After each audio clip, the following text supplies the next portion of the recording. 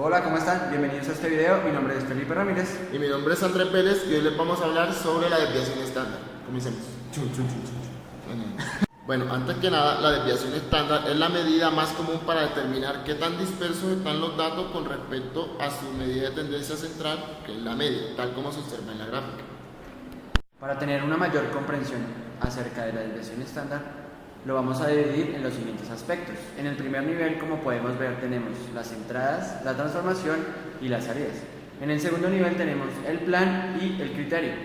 Luego tenemos el propósito y las metas, y finalmente tenemos los supuestos declarados y usados. Bueno, en primera instancia tenemos los supuestos. Los supuestos son aquellas sentencias sobre las cuales se basa la acción. Tenemos dos tipos de supuestos, los declarados y los usados. Los declarados son aquellos que se obtienen a partir del proceso y por lo general lo emite aquella persona que está llevando el proceso. Y los usados son los que ya previamente está establecido que es así.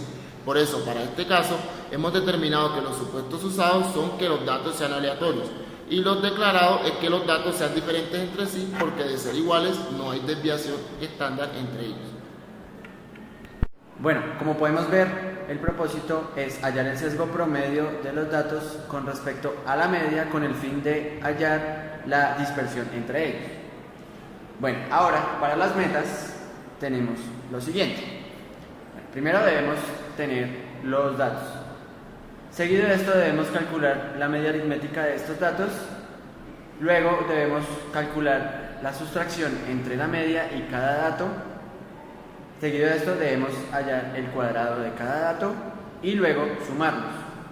Luego reemplazamos este punto en nuestra ecuación y finalmente calculamos. Bueno, por otro lado tenemos el plan. El plan son el conjunto de instrucciones que se asignan al flujo de recursos. Para hacerlo un poquito más resumido, el plan consta de tres pasos fundamentales. El primero es obtener los datos con los cuales se va a calcular la desviación estándar. Posteriormente, el segundo paso es hacer los cálculos matemáticos, es decir, el conjunto de sustracciones, el cálculo de las medias y por último reemplazar en la fórmula. Y como tercer paso es el cálculo definitivo de la desviación estándar. Por otro lado tenemos los criterios. Los criterios que vamos a tomar para el cálculo de desviación estándar es que los datos sean aleatorios, es decir, que no se hayan escogido con un patrón o una tendencia única. Posteriormente que sea más de un dato, ya que pues como son comparaciones entre datos se necesita tener más de un dato. Y por último es que se tengan los instrumentos adecuados, es decir, que se tengan calculadoras y demás elementos con los cuales calcular la desviación estándar. Bueno, y por último, en el primer nivel del esquema previamente presentado tenemos tres partes fundamentales: las entradas, la transformación y la salida. Las entradas son todos los recursos que se necesitan para realizar el cálculo de la desviación estándar. Estos son tener una calculadora a la mano y pues el conjunto de datos. La transformación es el aplicar el cálculo, es decir, la fórmula que vemos aquí. Y la salida pues es la desviación estándar de los datos que se están analizando. Ya para finalizar y entender con mayor claridad los puntos anteriormente explicados, vamos a realizar un breve ejemplo, el cual consta de 10 tiempos en minutos del proceso de una máquina. Bueno, lo primero que debemos hacer es calcular la media aritmética de estos datos, la cual está acá, y el número de datos. Seguido de esto, lo que debemos hacer es restar esa media menos cada dato y obtenemos esta columna, la que viene acá.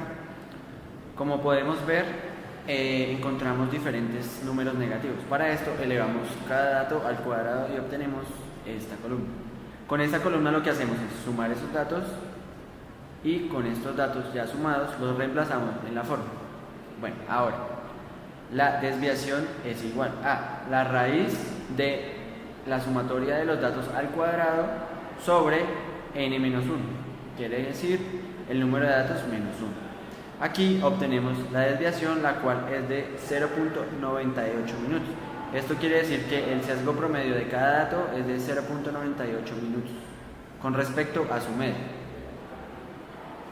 Bueno amigos, esto ha sido todo por hoy. Espero les haya quedado claro lo de la desviación estándar. Y no olviden suscribirse y darle like. ¡Chao!